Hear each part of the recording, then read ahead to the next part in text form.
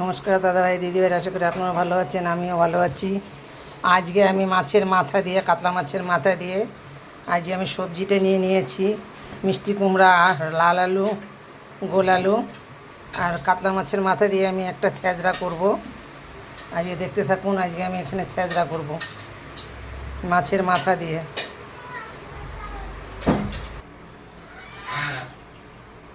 এখন আমি যে ছ্যাঁচড়া করব, পুঁই শাকটাকে আমি কেটে পরিষ্কার করে ধুয়ে নিয়েছি।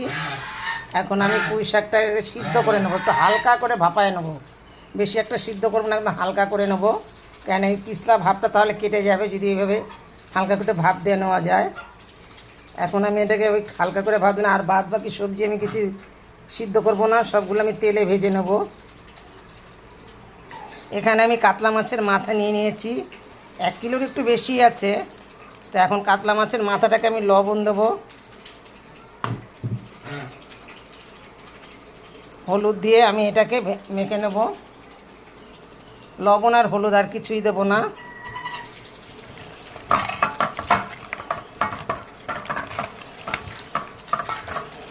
মাথাটাকে যে আমি ভাজবো, একটু কড়া করেই আমাকে ভেজে নিতে হবে। আমার কড়াইটা গরম হয়ে গেছে, আমি এখানে দিয়ে দেবো কিছুটা তেল।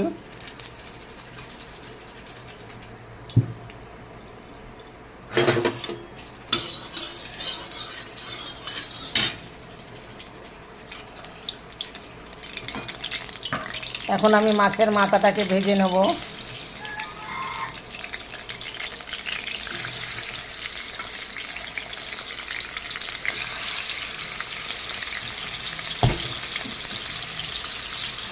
মাছের মাথাটা কিন্তু আমি একটু কড়া করেই ভাজবো, হালকা ভাজা দেবো না, যেহেতু আমি ছ্যাঁচড়া করবো পুঁই শাক দিয়ে। এখন আমার মাছের মাথাটা ভাজা হয়ে গেছে, আমি এখন নামিয়ে নেব।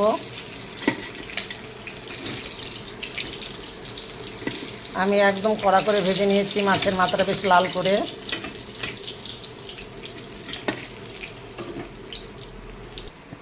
আমার মাছের মাথাটা ভাজা হয়ে গেছে।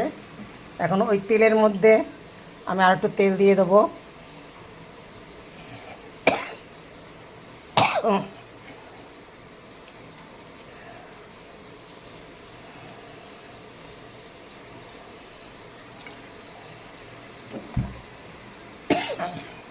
আমি ফোড়নে দিয়ে দেবো 3টে শুকনো লঙ্কা,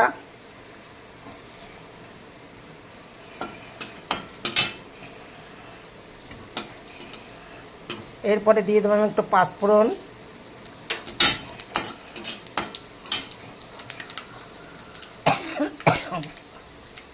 এরপরে দিয়ে দেবো আমি কিছুটা আদা কুচি। আমি কিন্তু আদা কুচি দিয়েছি, আদা কিন্তু আমি বেটে দেইনি। এখন আদাটা আমার এটা মশলাটা ভাজা হয়ে গেছে। এর ভিতরে আমি আলু, কুমড়া, মিষ্টি আলু সব আমি একসঙ্গে ভেজে নেব। একটু আমি পুঁই শাকটা একটু ভাপ দিয়ে নিয়েছি হালকা করে, এটাকে আমি ভালো করে কষিয়ে নেব। আমি এক ফোড়নে বসিয়ে দিলাম, আলাদা করে আমি ভেজে নামাই নিই, যার জন্য আমি একসঙ্গে ভেজে নেব সব ফোড়ন দিয়ে।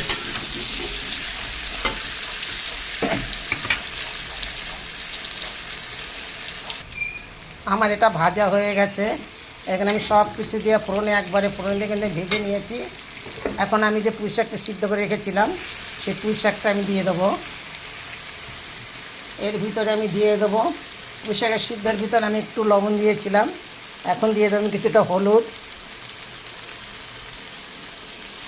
আর এখন আমি লবণটা কিন্তু একদমই কম ব্যবহার করব, কেন আগে আমি কিছুটা লবণ দিয়েছিলাম সিদ্ধর ভিতরে। এখন আমি দিয়ে দেবো লবণ, দিয়ে আমি এটা নাড়াচাড়া দিয়ে আমি ঢেকে রেখে দেবো একটুখানি মিনিট 5-এর মতো। আমার এটা মজে গেছে, দেখেন কত সুন্দর হয়েছে। আমি কিন্তু এর ভিতরে এখন দিয়ে দেবো মাছের মাথাগুলো। মাছের মাথাটা দিয়ে আমি নেড়ে চেড়ে আমি সুন্দর করে একটু মিনিট 5-এর মতন ঢেকে দেবো। তার ভিতরে আমি একটুখানি চিনি দিয়ে দেবো, কারণ ছ্যাঁচড়ার ভিতরে চিনি দিতেই হবে। এর ফাঁকে কিন্তু আমি 2-4টে কাঁচা লঙ্কা দিয়েছি, সেটা আপনাদের ভিডিওতে দেখায়নি।